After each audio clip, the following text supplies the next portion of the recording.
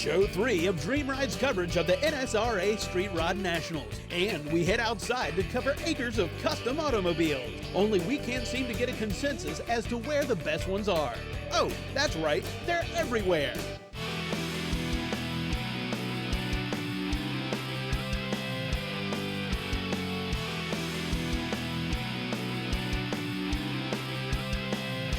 Welcome to Dussel's Blasting Presents Dream Rides. It's episode 3 of the NSRA Street Rod Nationals, and we hit the ground running in order to maximize coverage of the main event. We're looking for somewhere between 10 and 11,000. I know we were in the 9s yesterday, so we ought to be able to do it. I'll tell you what, all you got to do is get out there and look around and look at the cars, and you know there's a ton of cars. I don't think there's any way you can see them all.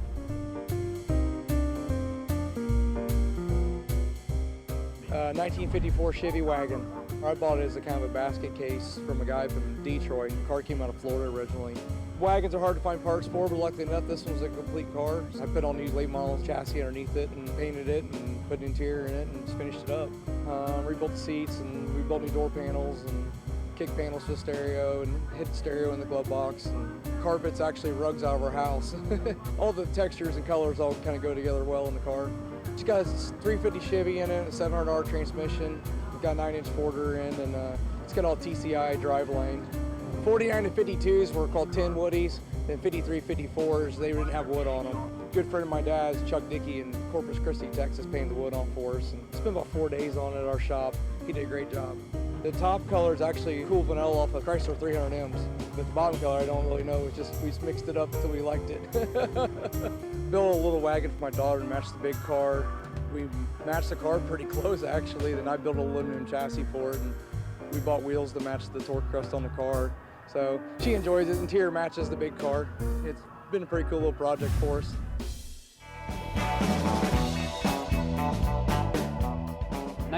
'29 Ford Woody, named Hard Woody. Really no wood. It's all steel, faux painted like wood. Back at the shop, we have a pretty good art department who does a lot of renderings, and they did all the wood graining. Actually created some tools to do it. It's pretty fun to watch and pull off. Basically, we started with a full-size concept drawing on the side of the shop wall. Try to get a wheelbase and a feel for the height of it, the chop of it, and started with the gas tank shell and steel tubing to form all the wood. Created a roof to mock like a Woody would look, and then designed the front suspension. And it's actually a 41 Ford 1.5-ton axle. And then we designed all the trailing arms and the elliptical springs. I like this maroon color. It was a 48 Ford color called Midland Maroon. We just tweaked it a little bit to get some more metallic out of it.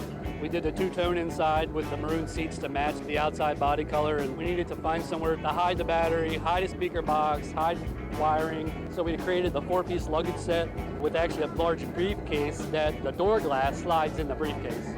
So everything is actually functional. We have a canvas roof that we put on, but most of the time we run without the roof and without the windows. Power plant-wise, a Ford 347 small block with a C6 transmission. We have 3 deuces on it for the old school look, and then carried some of the maroon on the valve covers and the air cleaners, and a lot of played off between the satin black and the shiny black. Didn't want to throw a lot of shiny stuff at this, and the same with the matching wheels and the tan pinstripe that matches the interior. I mean, a lot of people think we're good carpenters. They really do think it's real wood, so that's been kind of cool to pull off. And even the guys, you know, a lot of people like just the front suspension of it, since it's all one-off and nothing really out there like it. So it's been good.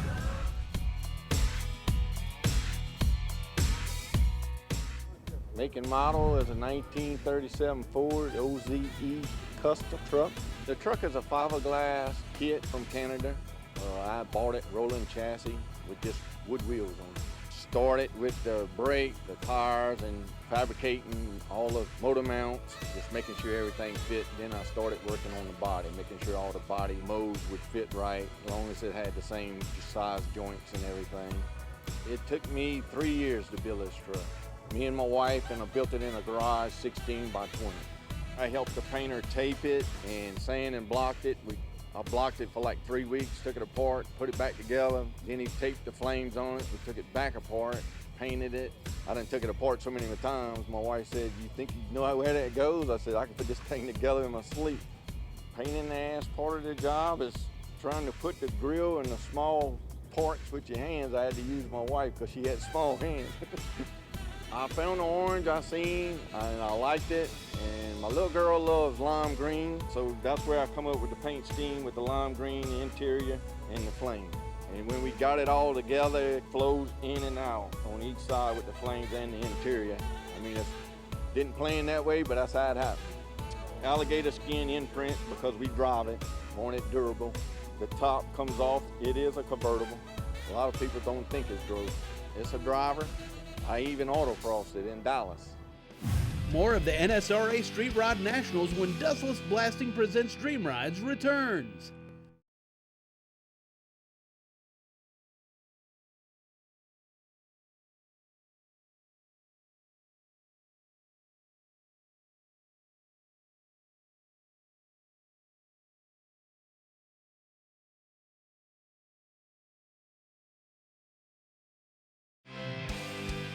Dustless Blasting presents Dream Rides is being brought to you by Steel Rubber Products, quality crafted rubber parts and weather stripping. Evapo Rust, super safe rust remover. Clamp Tight, the clamp making tool. And by Dustless Blasting, it's the future of surface preparation. Little known fact, in 1957, Ford outsold Chevy for the first time since 1935, which means the iconic 57 bow tie was actually second in popularity to this car. I own this 57 Ford Fairlane 300. It's a mild custom, painted sort of a coral and white. Huff Jr. did the pinstriping. The car was originally built in Wisconsin. It's got a 312 in it with a 3-speed. It's got 3 deuces on it. Thunderbird valve covers on it. Custom interior, all in white, piped in orange. The dash has been padded, upholstered. Louvered hood. It's got 4 antennas, 2 on each side, all custom. It's got a custom tube grill in it. It's got sunken French headlights in it, real deep. It's got a Continental kit on it that's all molded in. Door handles are removed. It's got extended pipes out. It's all mild, you know, it's been enough to draw you to the car because of the colors and the look of it. It's 19 feet long. Good thing I got a big garage, I wouldn't get it in it. This car here has got a feel to it. My wife likes it. That's a big appeal. That's why I like it. The 300, the chrome going down the side. The 500 has the chrome going all the way down from the front to the back, and I never cared for them. If it was a 500, I probably wouldn't own this car. The 300, because the chrome is so different, that's why I like it. More Fords were sold in 1957 than Chevys, but they didn't survive. There's more Chevys out there now than there is Fords. So they're a little harder to find. It's a 1966 Buick Riviera. I bought it out of Chicago. It was a nice car. Just the color was blue, wasn't my color. So I redid it. It was painted by Gary Seeds, Bad Seed Customs. He's out of California. Painted lowriders his whole life. I had him come to Memphis, Indiana, and painted at my house. Candies and flakes, pearls and cobwebbing, a little bit of everything. A lot of old school tricks went into painting this car. Full custom interior, matches the paint. It was done by Deluxe in Indiana. Got a chain steering wheel that I've had since I was like 19 years old. Had it in my first lowrider and have it in this one. This one here is a lay and play. Basically, I pull up to a show and drop it on the ground. When I'm ready to leave, I raise it up and go. Every car I've ever built's been a lowrider. Started when I was 19, and I've never stopped. I watched a lot of Cheech and Chong when I was young. It influenced me. Went to different shows in the Midwest, especially up north in Chicago and Rock Falls, Illinois. Those shows influenced me greatly. Lifestyle Car Club influenced me greatly. Just lowriders in general, I just fell in love as soon as I seen one. It's a California plate. It means ultimate low or ultra low. It matches the car well. It's the feel I wanted, the California feel, and I think I've achieved it. Time now to learn about Dustless Blasting's tools and opportunities with Brian Loans. You know, if you're a fan of NASCAR racing, chances are you've seen the Dustless Blasting logo out there screaming around the racetrack. The company's done a great job getting their brand out as part of that series, sponsoring the full-size version of this little Toyota Camry we have on the table. You know, When we talk about getting the brand out, it's not just the stock car. You guys are actively working with your customers to help promote the brand as well. Absolutely. When our customers are successful, we're successful. We're very passionate about that. You know, we recognize that everybody can pick up and operate our tool, but not everybody's an expert at running and managing a business and coming up with the sales and marketing side of it. So we absolutely have the ability to create a franchise-like opportunity for people with complete and total turnkey marketing packages. Yeah, it's interesting. A lot of people are very gung-ho to get out there and do the work, but there's so much more to the package, and that's a great thing you provide at a very high level as well. Absolutely. Everything with our logo on it's going to be the most professional that there is out there. But, you know, simple job quote forms, business cards, websites, shirts, all the things that take businesses years to develop, you know, you can literally get a turnkey solution right here from us. It's pretty awesome. They can rely on the quality of the product that they're going to be using on the job site, and they can also rely on the quality of the name that's standing behind them. Not a lot of small business opportunities present themselves in that way. No, certainly not. So if anybody wants to learn more about the business opportunities, about the products, where do they go to find out? You're going to head over to dustlessblasting.com. Thanks very much, Zach. We're going to be back next week, and I am taking this car with me. More of the NSRA Street Rod Nationals when Dustless Blasting presents Dream Rides returns.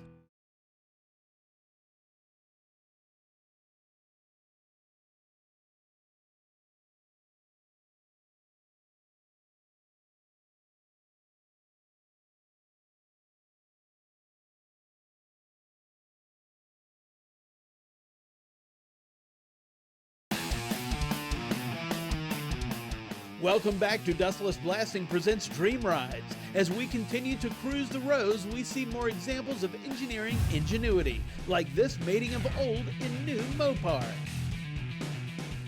It's a 1956 Chrysler Windsor as far as the beginning car. I call it a Chrysler SRT8 because everything in it other than the body is 2006 Chrysler SRT8 technology. Well, it started out, I was going to do a conventional hot rod approach.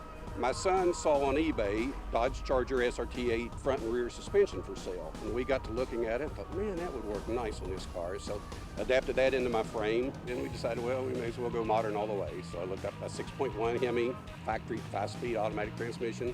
Then that led to the computer, which led to the wiring harness, which led to analog brakes. So by the time I was finished, it's got all the features of a 2006 SRT8.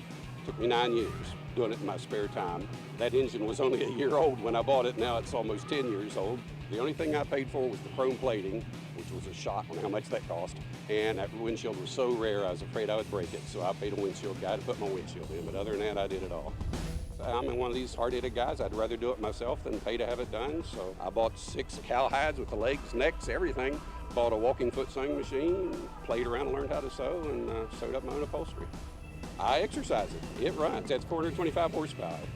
And, you know, I've driven cars of that vintage stock, and they drive like a boat. You do not feel that in this car. If you close your eyes, which of course you don't want to do, but it really feels like a modern car. It handles great, runs like a scalded dog. It's hot.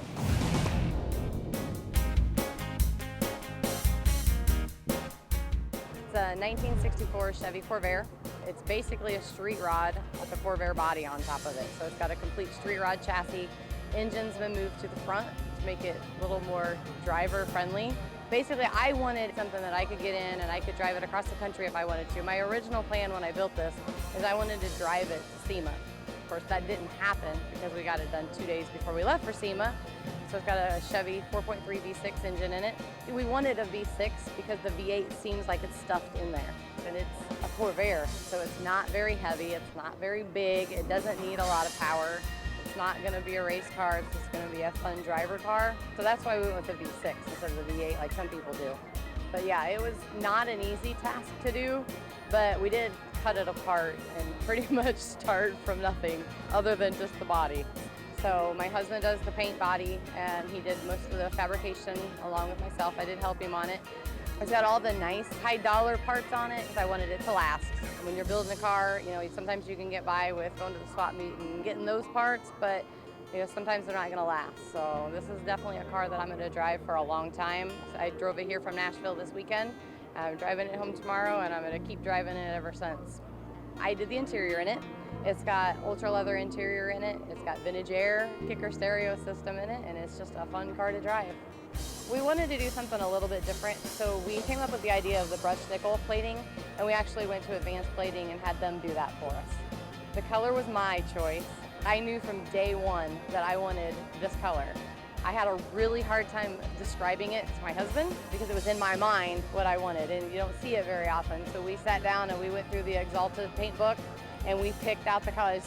When we got to SEMA and was debuting it, depending on the light and the inside where you're at, it either can look white or pink or purple. It is definitely not pink. Pink's not my color, but everybody thinks that it's pink depending on the light, but it is definitely a light purple. I like to call it lilac or periwinkle because it's fun to say.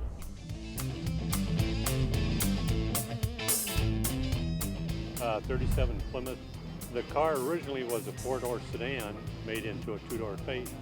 A lot of people first look at it think it's a Carson lift-off top, but it's got a fold-down Mercedes top, shortened up 8 inches. It's got a Fatman front end under it, 273 Dart high-performance motor, Torque-Flight transmission, Coronet rear end. A lot of different mods on it, shortening up everything, making it from a 4-door into 2-door. Like the hood and the side panels, the grills, the homemade grill. The hood was hinged hood before. Now it's a one-piece hood and hinges from the firewall up. The trunk is stock. The front and back end is still stock. A guy in Wonder Lake done the car in a year's time. The only thing I've kind of done to it is the window mechanism, the interior in it. Other than that, it was painted by him. It's a Mossport green. It comes on the 66 Corvettes. PVG paint, base coat, clear coat. It's been built 4 years. It's got 10,000 miles on it. The majority of people that's got a Mopar know they never made one like this. And they think it was made out of a 2-door sedan instead of a 4-door sedan. And when I show them pictures of the car the way it was before, they look, wow. More of the NSRA Street Rod Nationals when Dustless Blasting presents Dream Rides returns.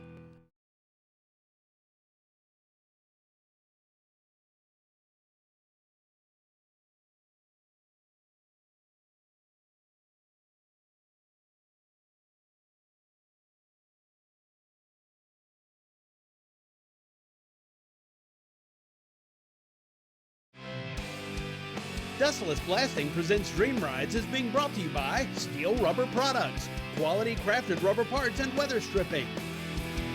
Hurst, America's #1 shifter. Machinist Mate, dedicated to bringing new revolutionary cleaning products to the market. And by Dustless Blasting, it's the future of surface preparation. Since 2010, the National Street Rod Association has been open to all cars 30 years and older, leading to the greater variety you see before you, especially this one. It's the 1954 Nash Metropolitan. I bought the car as a roller and actually bought it out here a few years ago. Bought it within the first 30 minutes of the opening day out here, and there were a crowd of people around it. Spent, most of the last year working on building the engine for it, building the transmission, modified the suspension, added the power steering, built the roll bar, finished the interior out, and basically modified the whole rear suspension. The engine is an LS1. It's a 2002, and we put a Tremec TKO 600 5-speed transmission in it. It's got a Brian Tooley Stage 2 comp cam in it. Other than that, the engine's stock. It was a lot of fabrication to get that to fit in there. The steering on it is a Sweet Power steering rack, and it took a lot of work to get that fit in. It's got a custom chassis under it, Fatman Mustang 2 front end, 9-inch Ford rear end. It is on air ride, obviously. It has that look down on the ground.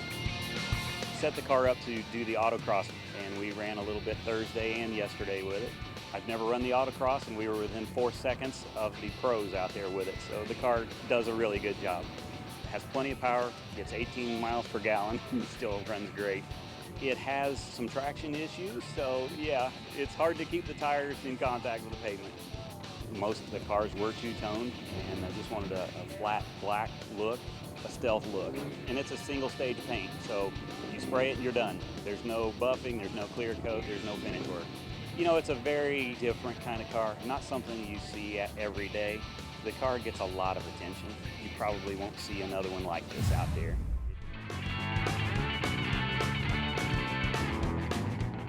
Okay, it's a 1927 Ford Roadster. It's sort of Lakester inspired, more so than like traditional T-bucket. Yeah, more like a Lakes Roadster style. From the front is a dropped axle with quarter elliptic leaf springs in the front. It's got disc brakes. The engine is a 3.8 liter Ford out of a 1983 Thunderbird. There's not a whole lot available for it. So I had to build the headers, and I made the little intake manifold to mount those two carburetors. The transmission is AOD, automatic. The welding, as far as the engine mounts and the suspension mounts and everything, I did all that and I tacked it all together. And then my son is a lot better welder than me, so he did the finish welds. The body is fiberglass built by Zipper Motors out in Utah. The rear is 1948 Ford. I switched the side housings side for side to get the spring in front of the rear axle. And then I had to extend the zipper frame out the back about 14 inches so I can make a spring mount and everything back there. It's got drum brakes on the back. It originally Model A bolts onto that cross member, but with this there's no body back there, so I didn't need the ends of it. The fenders are made out of spare tire covers. I had to cut and weld and bend a little bit here and there to make them look like they do, but that's what they originally started out as. The wheels, they're just stock Ford 16-inch wheels. Those are what they call moon discs. You see them around, but not so much anymore. I guess from the Lakesters, they were for aerodynamics. And it rides surprisingly well. If you hit a real sharp bump like an overpass or something, it'll bounce you in the back, but hot rods are hot rods, right? It's a 1966 Cadillac DeVille convertible. I found the old gentleman driving the car in '91. He was 68 years old. I pulled him over and asked him if he wanted to sell it, and he told me that no, he had all the parts in the trunk to restore it. And we talked for about an hour, and he said, well, I can tell you really love the car. If I decide to sell it, I'm gonna give you a call. So about 3 months later, he said he decided he wanted to go ahead and sell it. It was a little more than he wanted to get into. And once I got it, I seen why, because none of those trim pieces fit the car. I had to put floors in it, I had to get the motor rebuilt, I had to go completely through the brake assembly, the carburetor, everything had to be done on the car. It took me about a year. It was purple for 14 years. An elderly lady was driving and she blacked out coming out of a Speedway gas station at 50 miles an hour, T-boned it. I had to get a whole new right side out of Arizona, and I was able to put the car back better than it was before. The paint is called Orange Candy Tangerine. It's really a funny paint. It just depends on the temperature and the lighting. It's actually red in the wintertime.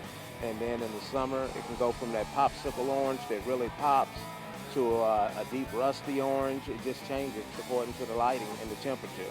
And with the interior, the door panels are all original. The dash is all original. The only thing I've done is the front and back seats, and I did them over in a black suede and alligator skin along with the original leather, and I left the same pattern in the seats. Nobody's drove that car but me in 25 years. I'm just sensitive about that. One more NSRA show to go, and we're going back inside for the Circle of Champions.